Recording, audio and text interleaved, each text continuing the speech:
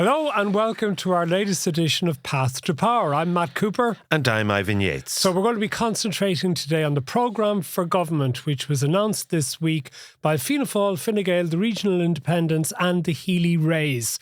To talk about all of the things that are in this big document, which I'm going to start by, and I'm going to quote Jennifer Bray in the Irish Times did the calculation in relation to this, that in this document, the word explored appears on 34 occasions, examine appears 86 times, there are 7 promises to work towards something, many promises to aim for something else. Guess how many mentions of reviews there are?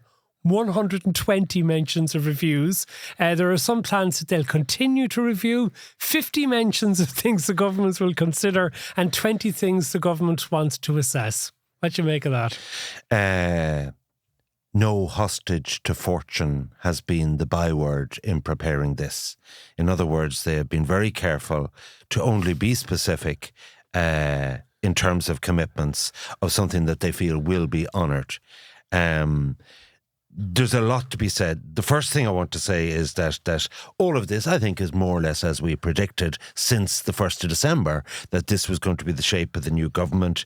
This was... Well, I think the Healy-Raes was the added bit. Yeah. But the way, as you know from the Late Late Show, the trajectory... In fact, what happened was the Super Juniors amended... the Regional Independents amended a deal that had been done on Friday, as I understand it. But, because I do want to ask you a bit more about that. But anyway... The point I want to make this is in this context. Every one of the photograph there that I have from the Irish Times of the 7 regional independents have an origin or a history that goes back to a selection convention or a row or whatever, including the Healy-Raes. They're all Gene Poole, Fianna Fáil, Fine Gael. So culturally, politically, policy-wise, there really isn't too much of a cigarette paper between FFFG and these independents, so that wasn't in doubt. I would say this, however, that if you just do the maths, and we'll come on to the policy thing, the Greens had 12, and they got 3 full senior ministers, 1 super junior and 2 other junior ministers. Shane Ross got 2 senior ministries, and Zappone and Dennis Naughton got senior ministries who weren't part of the Independent Alliance, and they got a super junior with Finian McGrath and so on. So in exchange for 9 seats, right, they got 2 super juniors and 3 other juniors. Put it like this, these people can't even speak at Cabinet. The truth is, Fine Gael and Fianna Fáil did a great deal for themselves. So Michael Lowry did a bad deal. I put it like this, who was he really working for? I'm leaving that pregnant pause deliberate there. Let listeners decide for themselves.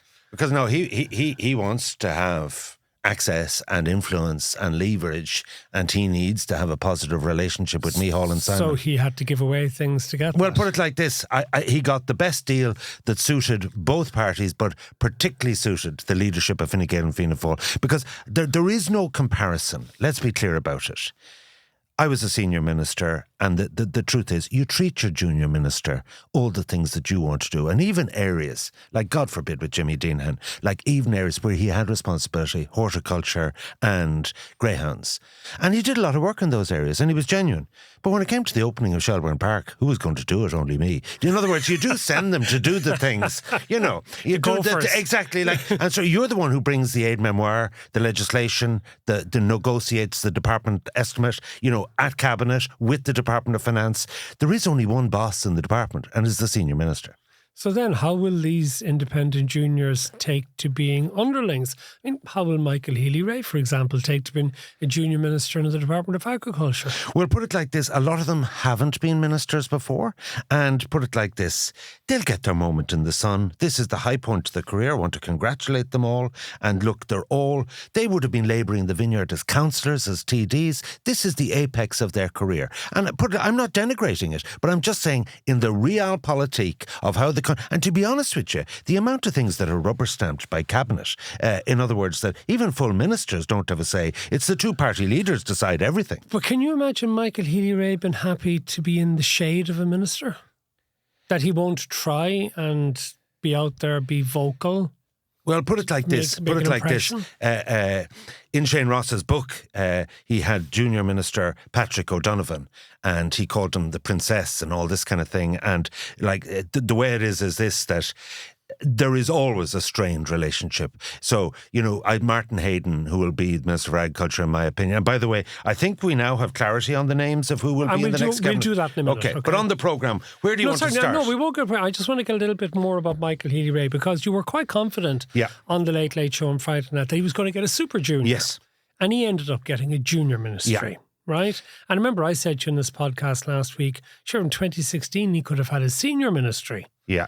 And now he's dropped from that to super junior to junior. I mean, were the Healy-Raes played to an extent by Fine Gael and Fianna Fáil as well, in the same way that the regional independents were, that suddenly the Healy-Rae thing came out of nowhere, which may have spooked the regional independents into not seeking the cabinet position, right? Yeah. But by the same token then, were the Healy-Raes used as a way and promised things that then weren't delivered, because suddenly the regional independents were on board taking up the super junior positions. Yeah, you're right in saying that in terms of my sources and my information, which is actually not from the Healy-Raes, right? It changed between Friday night and Tuesday night. It did change. And I think what happened... Now, what Healy-Rae did say to me was all along, Michael, that his relationship with Michael Lowry was very good. And I always do a double take when someone says that to me. You know what I mean? But I would suspect that's true, because Jackie, his dad, had a very good relationship with Michael Lowry.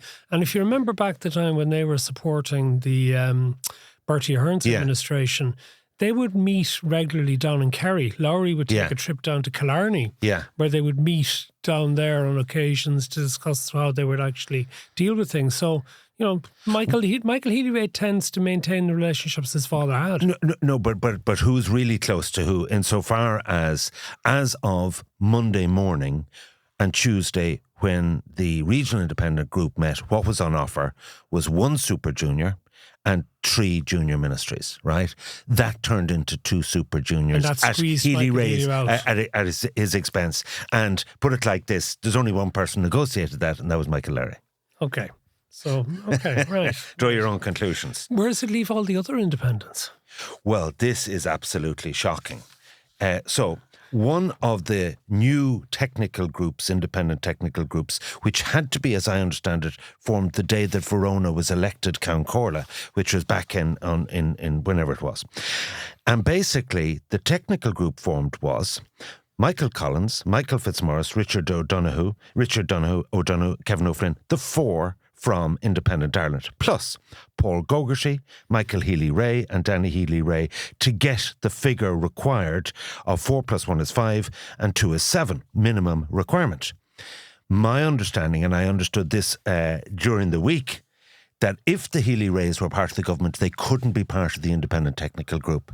So now the independent technical group is no longer a group. If you're no longer a group, that means you don't get priority questions, you don't get committee membership, you don't get, order of business rights. In other words, have they... intended consequences? Have they shafted the independent technical group? Now, I'm looking at it. Could they get Matty, who is homeless, Matty McGrath, or whatever, or is it too late? So that, I think, is a valid question. But that have financial consequences for them as well. But it could have secretarial financial...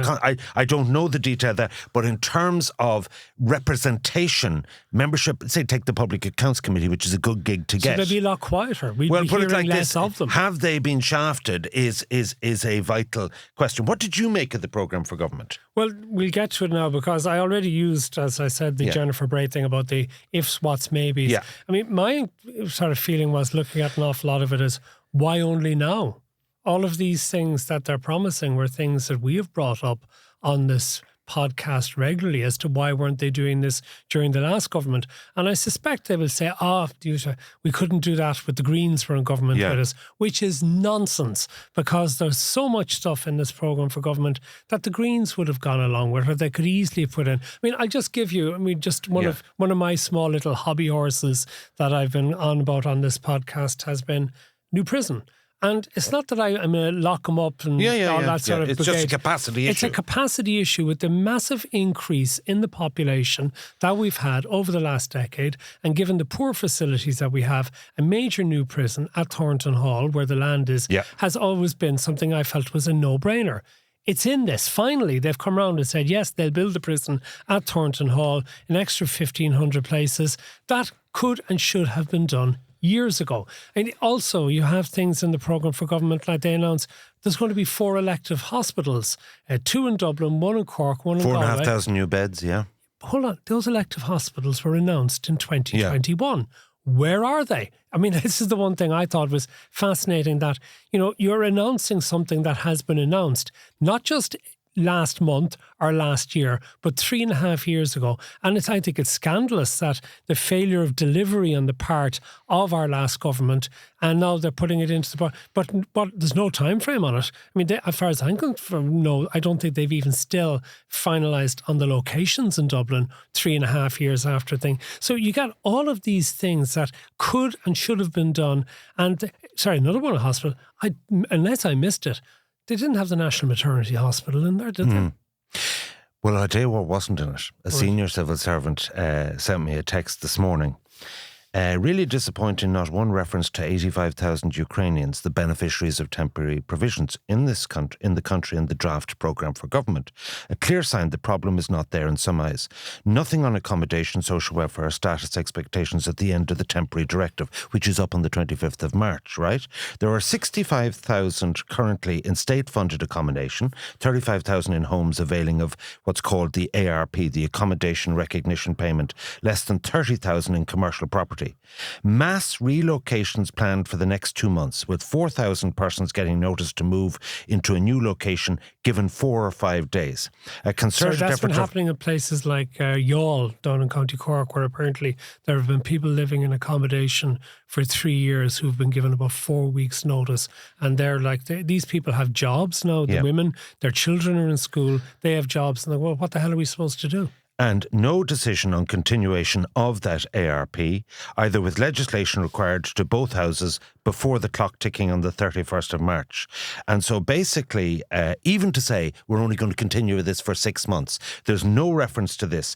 So there is only one option. Let's boil this down. Either they assimilate into the workforce and they pay their own way, right?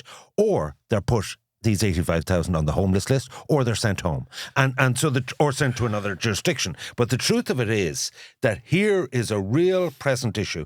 And sorry, with the numbers we're dealing with, Matt, this would solve your homelessness problem overnight. Like, these people are taking up real accommodation, which could be given to homeless people. So the point is this. But a lot of them are also working, which is interesting. I mean, one thing, the figures I looked at it is that between now and 2030, they're projecting 300,000 new homes to be built. Yeah. They're also projecting 300,000 additional people at work. Yeah. So it's sort of like, are we still actually going to have enough houses? But you can appreciate the past government's decision to end the BOTP, the beneficiaries, on the 25th of March is now really looming, and they didn't address it at all. What is going to happen? This is a lot of people. There's a section on fairer migration as well, although some of the legislation that they're proposing, they're saying for 2026. How long does it take to do things? So, for me, there is only one show in town as regards looking at this programme. You're right about all the aspirational, no hostage to fortune is this government. And no costings. Oh, there never is in a programme.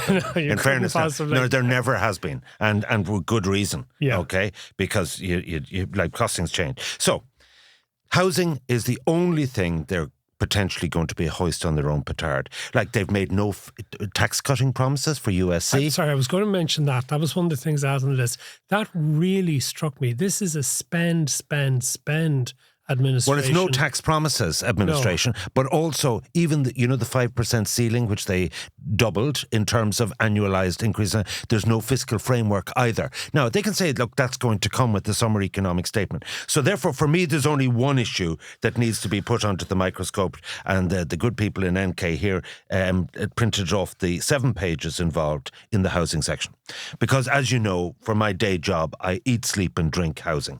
And so therefore, And I just have to follow up on something you said on the last one, which was, I wasn't aware of, which was the brownfield site, the Dundrum Shopping Centre. And I've looked into this, 880... Great piece by Cliff Taylor, I have to say, in the Irish Times as well about it. So this was 11 apartment blocks. It was right on the Lewis line. It fulfilled everything of being inside the M50. So Alliance Real Estate and Hammerson put together this project. They met all the planners and so on. They came with 881 units. There were nearly 700 planning objections. So I'm thinking of Shea Brennan, I'm thinking of Real Richmond, and all those people who would be receiving those representations in that area of Rathdown constituency.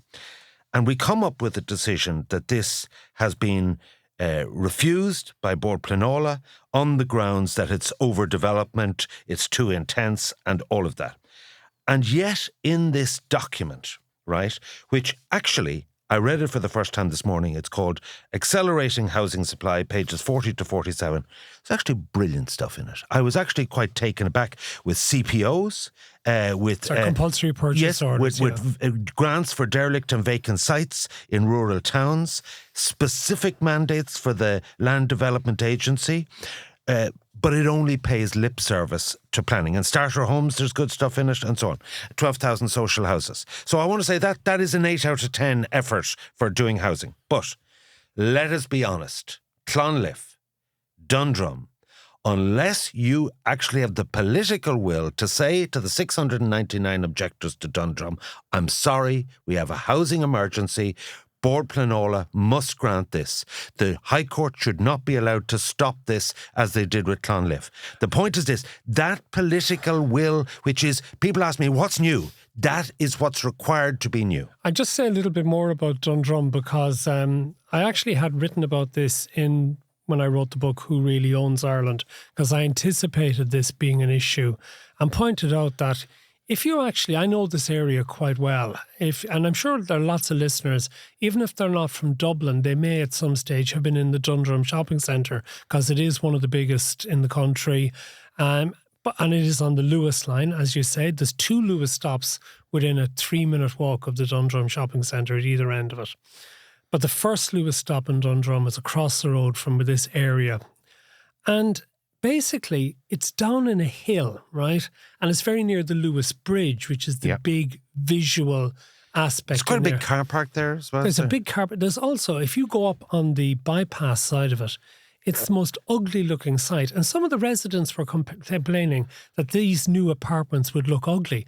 I don't think anything could look uglier than looking at all of the air conditioning units at the back of the existing buildings in a near derelict shopping centre, with apologies to anyone who might have a shop in there. Right. I mean, it's an eyesore. It's an eyesore. And given the fact the actual location of it, yes, you're talking about height, but you're talking about height down into a depression. So it actually won't look particularly out of place with everything else that's there. I just think this is nuts. This is crazy. This is required. All of the people living in Dublin 14 complain that their children are going to be able to live in the area and the rest of it. And all this thing is about too many one-bedroom flats. There's a lot of people who want one-bedroom flats. There are people who are single. There are people who are separated. There's a need for one. And also, this suggestion, and this was something that the New Social Democrat TD Rory Hearn complained about Clonliffe wrongly. This is building the slums of the future. Excuse me, no. The building standards have been changed incredibly in the last 15 years. You have to build to a much higher standard that was there previously. And if you look at Clonliffe, which is near Croke Park, and it's enormous expansive space where you can put in all sorts of facilities and parks and everything as well. The slums are nearby. Don't talk to me about building slums of the future when you have existing slums and you have to improve the area. So I think this government has to be brave, but I suspect it won't be brave. And sorry, there's nothing in this programme to suggest they're going to, like Starmer has confronted aspirational this. But stuff. So if I'm Dara O'Brien, I'm looking at AECOM have a report out there. AECOM are one of the leading engineering consultants across all types of infrastructure and development. They said the waiver scheme, which applied up to the end of the calendar year 24, in other words, you had to get your development in before a certain start date, and it was a once-off provision. You got a full rebate of your Irish water contribution and your planning and development contributions. Hundreds of millions. 54,000 new starts happen, Boza. They can't repeat that trick. Secondly, there are up to 9,000 units who are in what you would call, what Rory Hearn would call the modern slums, which are 1 and 2 bedroom facilities, apartment studios for single people who are paying top rent, who are working here, and it's their first home in their 20s, and get them out of the sofa and so on. Those are no longer allowed, right? So therefore, it's called build to rent and so on. So basically, and actually there's good stuff about, like there's nothing about rent freezes, there's nothing about eviction bans, like all the things that would frighten away the PRS, the private rented investment. Is there anything though about making sure that we will attract the capital in from institutional investors when you consider that there is no way that the state can actually afford to build 300,000 houses and apartments? We'll put it like this, page 43, financing the housing market. Achieve stable and predictable policy to attract and retain private investment to combine with the state levels to finance 24 billion per annum needed to build 60,000 homes. Well, at least now that's agreed. Because we spoke about that. Piece of 24 billion, because the state expenditure is 6 billion. Yeah, but I suppose they have a big enough majority to be actually able to do these things and force it through if they wanted to. The problem is that Fine Gael and Fianna Fáil in particular look into the next election, and they're always looking to the next election, will be afraid to confront local residents in these areas, and instead of actually building in these brownfield areas to regenerate and rejuvenate areas of our cities, we'll have more and more spread out into the countryside where less people are likely to object. Well, the OPR will do everything to stop that. You know, Niall Cusson doesn't want greenfield development. Absolutely. And so therefore you're going to have stalemate there. So really what I'm trying to say is this. What's going to happen for this government is at the year end, because there's no hiding place. If the number is 43,000, if it's 49,000, you're going to say, well, this is what you said you'd build. Well, one last thing before we go to a break on this. They're going to have a successor to Housing for All. They're going to call it a different name. But of all the swapping of departments that's going on, and nearly every department has been swapped between Fianna Fáil and Fine Gael, housing is the one that's staying where it is, which presumably means it's going to stay with Darragh O'Brien, that he's not going to be given a transfer. Well, you know the story there. He wanted to go to justice. He wanted to develop his CV because a lot of people are telling me that Jack is very, very bright, but he has the personality of a cardboard box. And that he's not got the charisma to be the party leader, and that actually there's a huge opening for Darragh to be the next leader. And I was surprised at that, because I rate Jack very, very highly. And so this is just hearsay, but it comes from within and without Fianna Fáil. So if he's a one-trick pony, Darragh O'Brien, in just housing, so he wants to get out, and you know what he was told? Scat out of there with your hairy paw, you're staying in housing. But there is... So is this Micheál Martin maybe is thinking... not just beyond his 3 years. He's thinking, not another 3 years. Give me a break. No, I'm actually deadly serious. The Micheál Martin should be 67 at that stage. And sure, what age is Donald Trump? Cork people are so greedy. They never give him an inch and they'll take another 3 years. But I'm telling you, I mean, Micheál's obsessed with politics, right? Yeah. So if he thinks, what do you do if you want to protect your position, right? And if you're right, and if Jack Chambers is a wet blanket, right? Okay. They'll find another blanket. That's my point. Well, he said, no, they'll find another to be deputy leader. That maybe has he seen off any potential heave against him by putting in somebody charisma-free who is not going to be in a position to take over as leader from him. And then others who might be more boisterous, shall we say, in relation, like Darragh O'Brien might be, are denied the opportunity to burnish their CV, particularly by being left in potentially the most difficult portfolio of all, the one that's even more difficult than health. Yeah.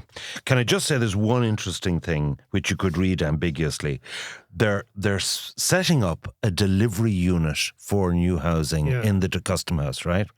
This is very similar to the language used by the Housing Commission, which actually Darragh O'Brien and the government, and particularly the department, poo-pooed and said, that's doing us out of a job. In other words, that we'll cut through the red tape, we'll just take that there's years of process for an Irish water scheme to get consent and then to get planning approval and all the consultation to simultaneously do those in fast track. It will be interesting to see the authority conferred on this special delivery unit. Will it? Because that was what the Housing Commission wanted. They wanted someone to not be another layer, but simply to go to bang heads together in deeper and the Custom House and move things on. Okay, we need to take a break. Of course, you can avoid the breaks if you're a subscriber, and you also get a second bonus edition coming out in a couple of days' time. But we'll be back with more with this edition of Path to Power after this. Welcome back to Path to Power, where we're going through the programme for government. Actually, before we get back into the various things in the programme for government, give us your predictions in relation to the cabinet, because I think certain things are very obvious now. But I want to talk to you about Simon Harris's position. Taoiseach, obviously. Minister for Foreign Affairs is what we've been predicting. And trade. Trade has been added onto it. Now, there's been some interesting suggestions. And he's also Minister for Trump. That's what that means. Which means Minister of Dealing with Trump. Minister for Dealing with Trump, which is not good. Actually, I have to say, I got some suggestions. Remember last week where we, on the subscription edition, referred to how he had called Trump a gull? And we started coming up with suggestions as to how he might explain that away. I suggested that he would be a great orange world leader. He's explained it. You suggested great authorical world leader. But I've had more suggestions sent in to me by listeners to the subscription podcast. And there's an individual who likes to call himself Doyle Fox News. Yeah. He has suggested that Gaul should be genuine overachiever with likability. Said Trump would like that one. Gallant, objective, well-adjusted leader. Another one is generational optimist, wonderfully liberal. Except the only thing is Trump wouldn't want to call himself a liberal. Gentleman owner of White House lawn. There's another one for Gaul. A godlike, otherworldly legend. I'd imagine Trump would like that one. This is actually taken out because I got a text at 7:20 this morning and they had greatest original world leader. Genuinely open, worthy leader is another one. Yes. Okay. Yeah, okay. Or another one, gets on with libertarians. But in Limerick, someone texted me to say Gaul has a particular meaning. Yes. Which is a very abusive term. Yes, I tried to tell you that last week. It's part of the female anatomy. I was trying not to tell you that. So anyway, it's one of my favourite words, actually, in private. Okay, but sorry. So the cabinet, we get... the cabinet. So John Deasy wrote a very interesting piece for the Business Post last week. John Deasy is writing some interesting analysis, a very good addition to the political coverage in the Business Post. And he was suggesting that Simon Harris needed to take on an economic portfolio, not to be swanning around doing this foreign affairs stuff. And of course, we have the EU presidency, the second half of 26, and that he needed to take on a real economic portfolio with teeth to really establish himself again before he goes back in and Taoiseach, and to really push forward that Fine Gael has a stronger agenda. What do you make of that? Well, first of all, I highly commended a previous article by John Deasy. I thought, as is not unbeknownst to the DC clan and DNA, he was slightly negative about Simon in the last one, and it didn't take him long to revert to form. I thought he was sniping at Simon, actually, knowing bloody well that he was going into foreign affairs. So, my 7 for Fine Gael are Simon Harris. Sorry, but what about the idea? Is it not a good idea for Simon Harris to have an economic portfolio? He has, with trade added to it. No, in fact, this is the thing. It's like Eamon Gilmore had that as well. Yeah. But apparently an awful lot of the business end of trade was left with enterprise. Okay. I mean, if you want to be sort of thing, if it's like... I think this is very completely the wrong analogy. But isn't that what Prince Andrew used to do for the British government? In that he literally would be the ambassador going in and shaking hands with people. I'm from the British royal family, invest in Britain. Is that what the sort of trade joke and Minister for Foreign Affairs is? Put it like this. When you happen to be Taoiseach as well, you can make it whatever you want to make it. So Simon Harris, Helen to go to enterprise and trade and whatever is added to that department. So Peter Burke gets moved out to make way for Helen McEntee. Yeah, so Pascal Donoghue. There's a lot of debate about if you really want to change things about housing, should you really keep Pascal where he is? Like when Pascal, housing is staying with Fianna Fáil, though. Yes, no, but the money is critical to housing. Yeah. And the purse strings for infrastructure, like deeper can strangulate any proposal by Irish Water. So let's be clear. But Pascal is going to finance that here.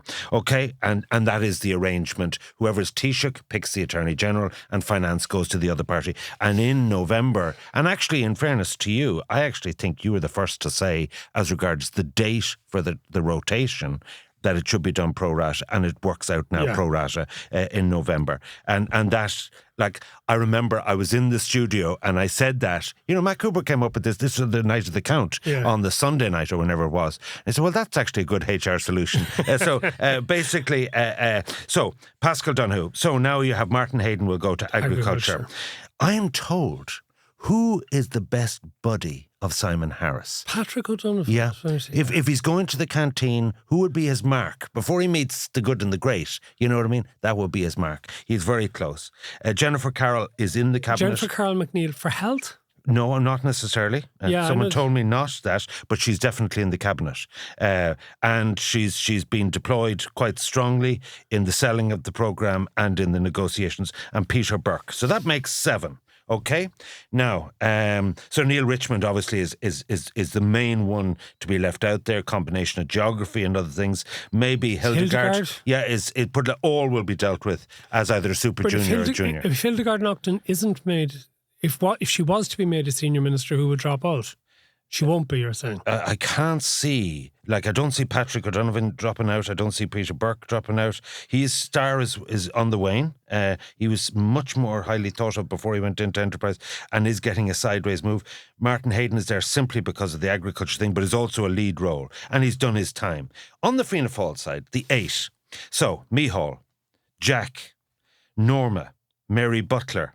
So that fulfills the female quota. Dara O'Brien. Sorry, it does not fulfil the female quota. What are you on about? 30%. There's no formal 4 out of 15. And you think that's enough? That's too many, probably. But the point about it is that look, we get your NGO wokeness, but it's nothing to do with NGO wokeness. Stop running these Trumpian, Zuckerbergian, Muskian, fecking talking points, right? Get over yourself. It's about the best people rather than geography and rewarding loyalty. I've done 5.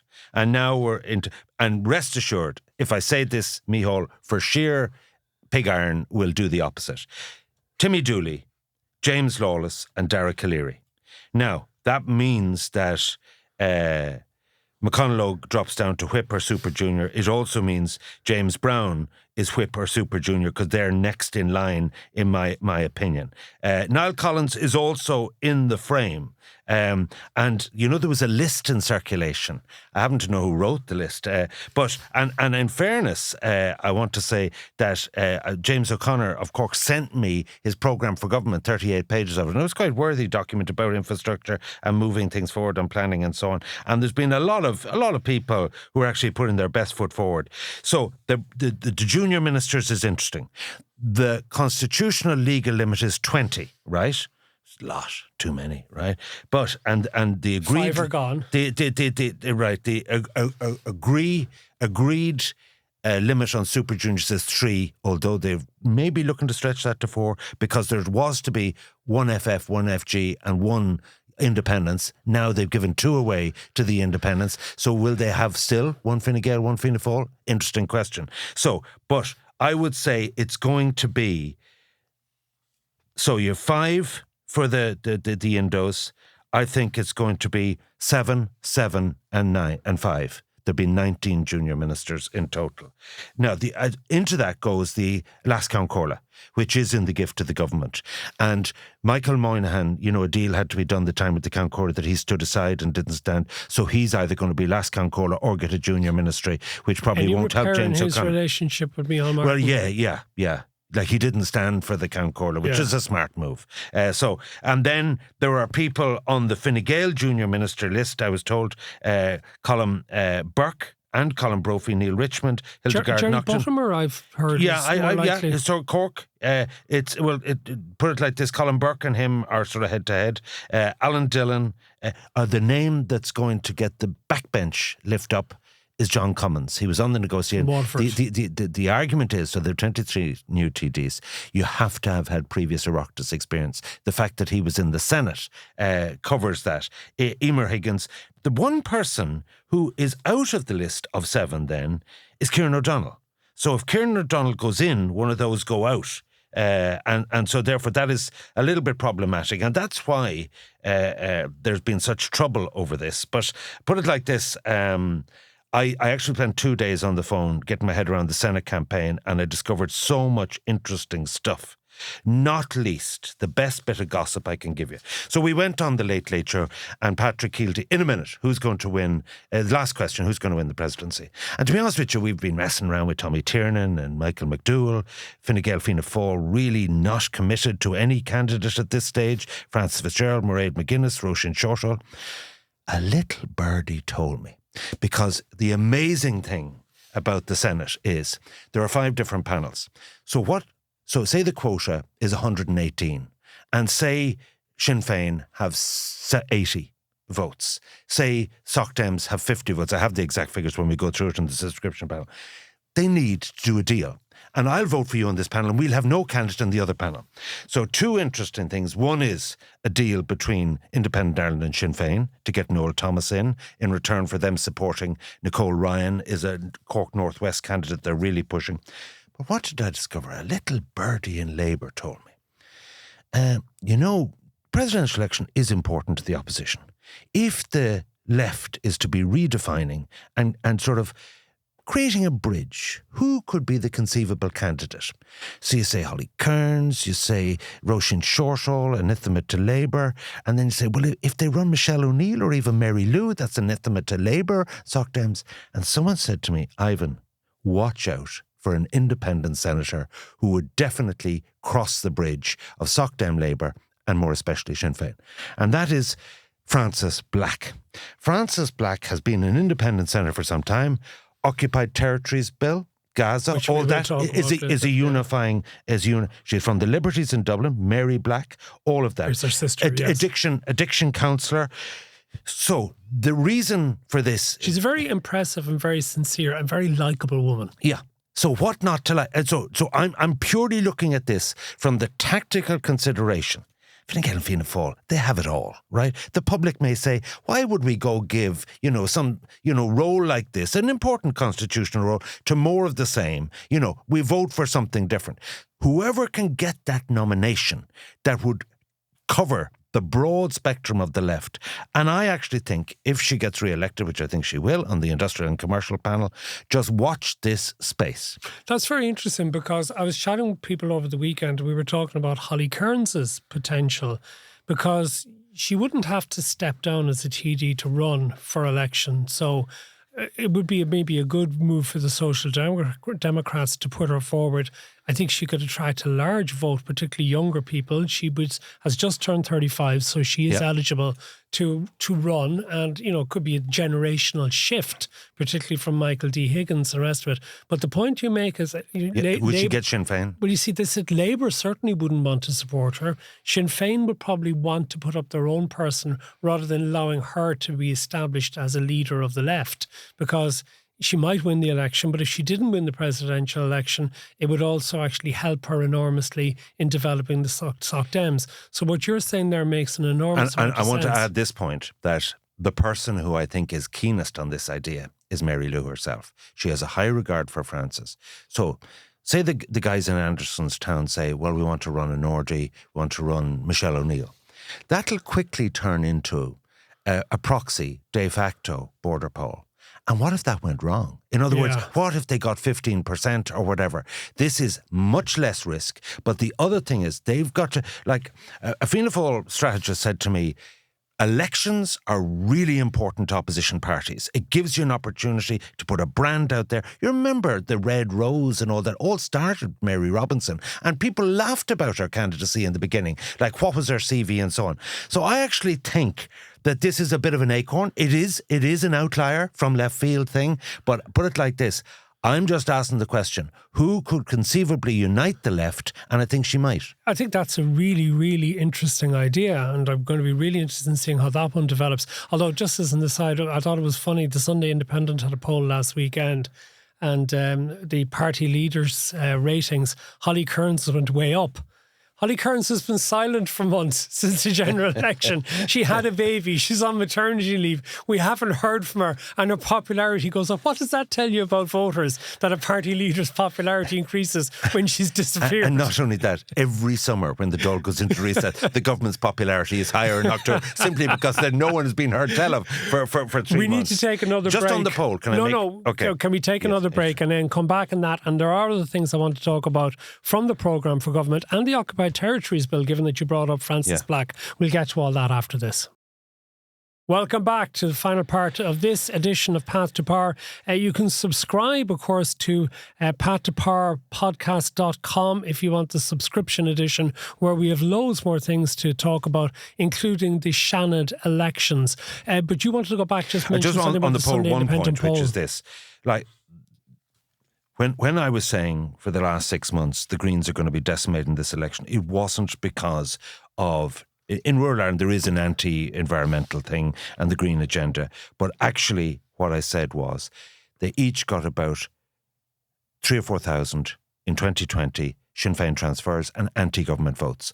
Already the movement in this poll shows the independents. And I see this in Wexford with Verona. Some people who would feel very disappointed she's gone to be Count Corda because she was the rebel in the room. She was anti-establishment. And now she's become the epitome of the establishment by becoming the Count Corda. So this poll shows one thing. It didn't take long. Independents and others gone down from 16% to 9%, down 7%. Their vote is halved. Already, people who sensed that the independents were going to go into government. So, welcome to the new world, you group of regional independents and Michael Ealy-Ray, because a lot of people voted you to get rid of this shower. They saw you as a protest vote against the government. And now you're propping them up. And you're going to have to suck it up.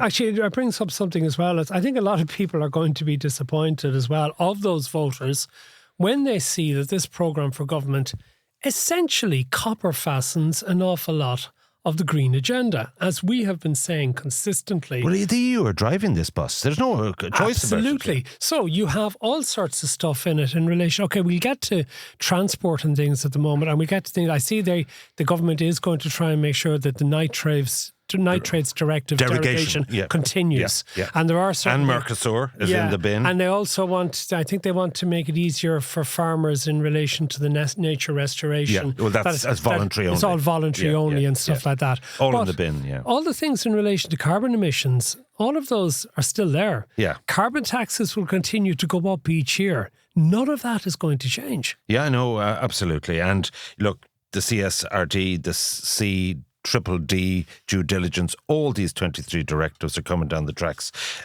Whether Europe in the Council of Ministers will change the fines regime in 2030, because none of these targets will be met. Also quite a lot for retrofitting of houses, more throwing money at the problem. But in terms of the programme for government, just to wrap that up, so there's specific things, like the focus that the media, I was even listening to part of The Last Word, and people getting preoccupied with this transport police.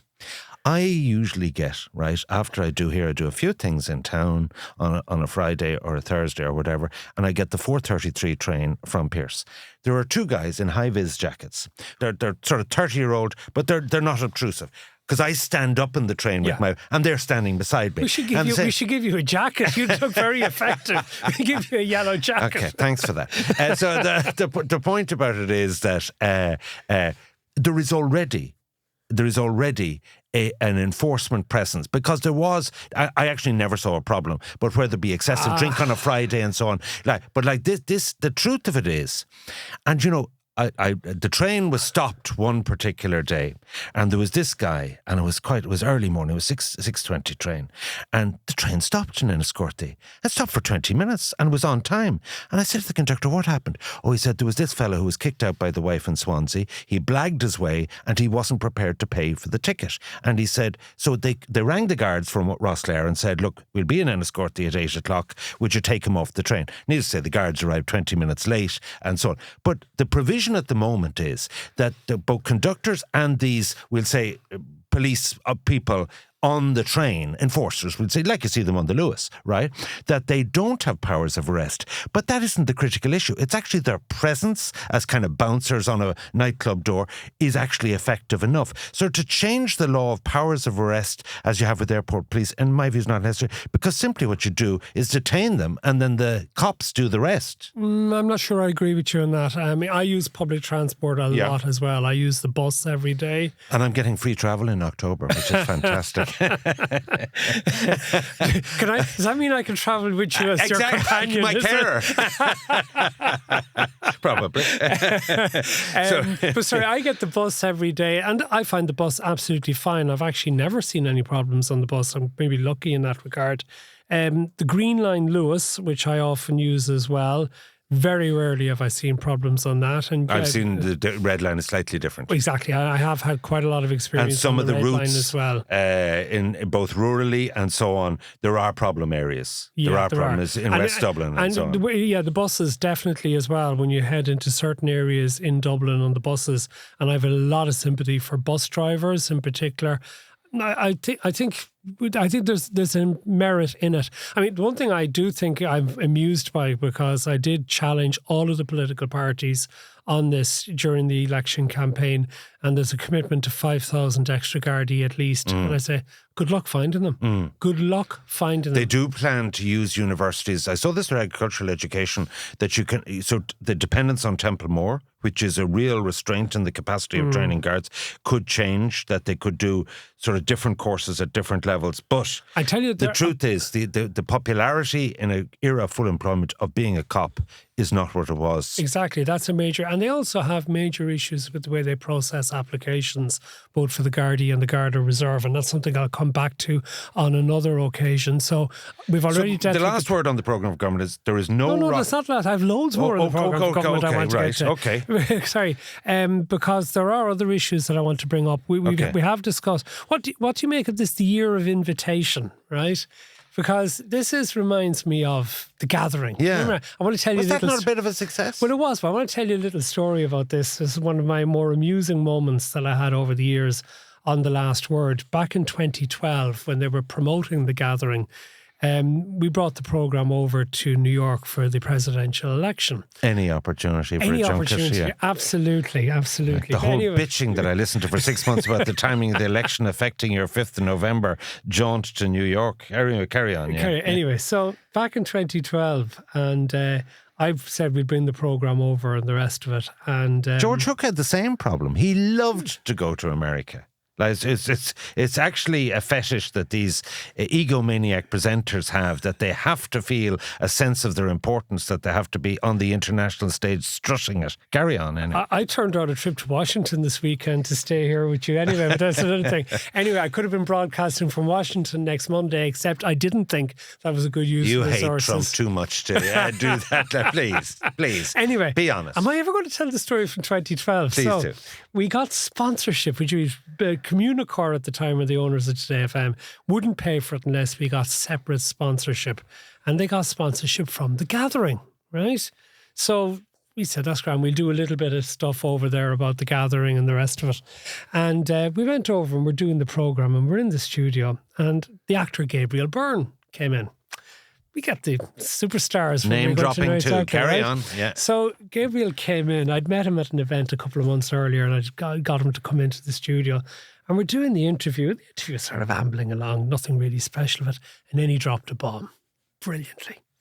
He just went for The Gathering. He called it a scam. He called it a shakedown.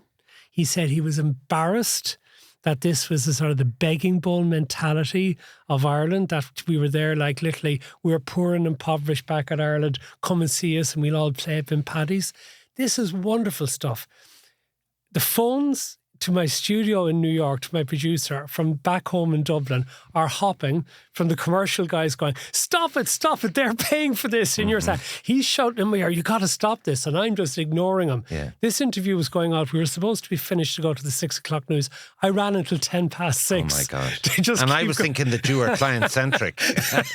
And we kept going. And it was brilliant. We had the front page of the Irish Times the following day. Gabriel Byrne slags it off. Next thing, Leo Varadkar as minister phone requests, can he come on the programme? A right of reply, absolutely. A right of reply. Yeah. So we said, of course we bring him on, a right of reply. And in the coverage in the Irish Times, Mary Hanifin, right, was the Fianna Fáil spokesperson at the time.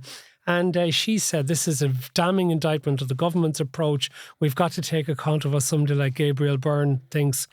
And Leo comes on the radio to me and he says, I said, what do you make of Mary Hanifin's criticism? And he says, well, Gabriel Byrne is attractive to women of a certain age. Front page of the Irish Times again the following day. We were very, very happy with all of that. So are you against the gathering?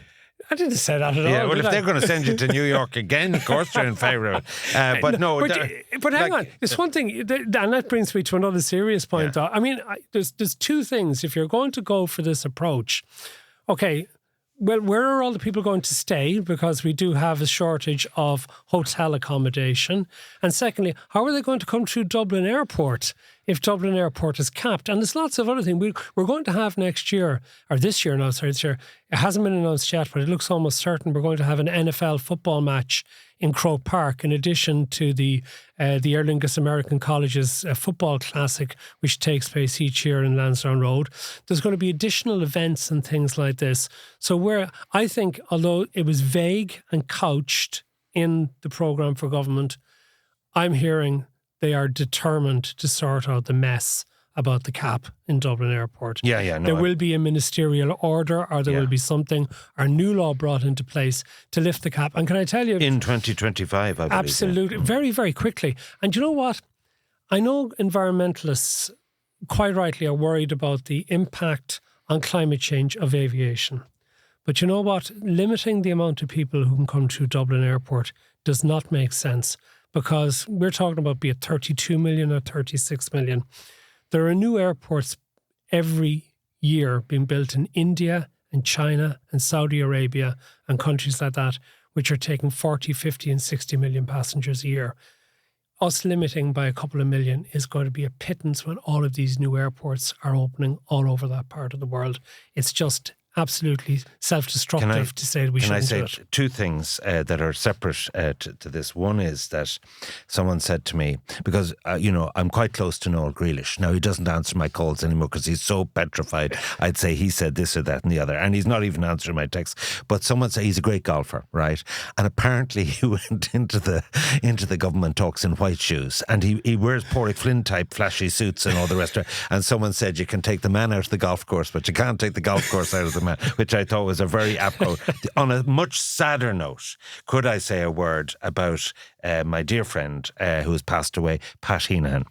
So Pat Heenahan, over the years, Nigel Heenahan and I, and over the time of my bankruptcy, he was, I would say, the most supportive individual. Nigel is Pat's son. Yes, and has Heenahan PR. He was exceptionally kind to me. We actually, I took a train journey from Swansea up to Leeds United, your beloved team. Well, Nigel's a fanatic.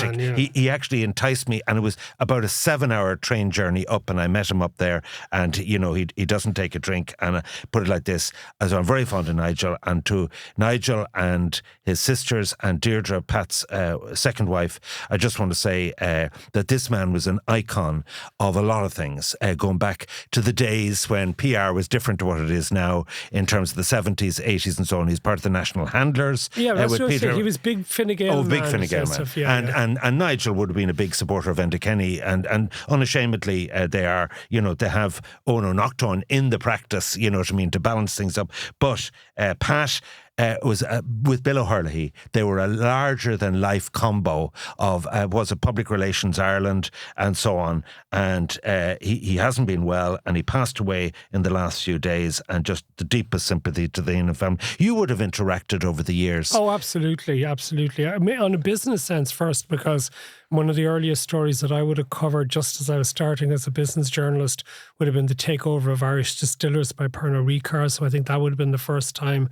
And then throughout the 90s, yeah, there would have been a whole range of business Corporate stories clients with and corporate clients and stuff like that. And and he left public relations of Ireland. I think he split with Bill O'Hurley, didn't he? Yeah. And went out on his own and the rest of it. So, yes, condolences to Nigel and the family in relation to that. You know, we've loads more things from the programme of government I think we might have to mention in the subscription edition. Put it like this. Although I know you want to do that as a Shannon special. No, well, put it like this. I've just done all my general election contacts, and I know this is not, it's an insider's election, but there's so much skullduggery, the culture. Like one said, now be sure if you're mentioning the Senate that I am leading the campaign for councillors to get pensions. And I said, right. And that is Sharon Keoghan. But the way it is this, right. the cuteness of what's happening, the double think. Like, I don't know if you've watched Traitors at all. I haven't. Traitors. Everyone tells me I love it. It's my favourite programme. So every night they do a killing, the traitors do, and then they do a vote off of the faithful and the traitors, and there's total deception, lies, betrayal. That is a picnic. So you're going to be in the Irish Celebrity Edition? No, that is a picnic compared to the Senate race. So I want to talk about that in some detail. We will do that on the subscription edition. If you want to subscribe, pathtopowerpodcast.com, the details of that. So until now, thank you very much to Aidan and Tom for the production. So from me, Matt Cooper. From me, Ivan Yates. Thank you for being with us, and we'll talk to you again soon.